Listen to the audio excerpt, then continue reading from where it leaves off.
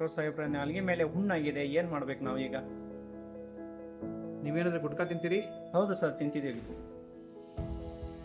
ನಮಸ್ಕಾರ ಬಂಧುಗಳೇ, by cancer ಮಾಹಿತಿ ಸರಣಿಗೆ ನಿಮಗೆ ಸ್ವಾಗತ.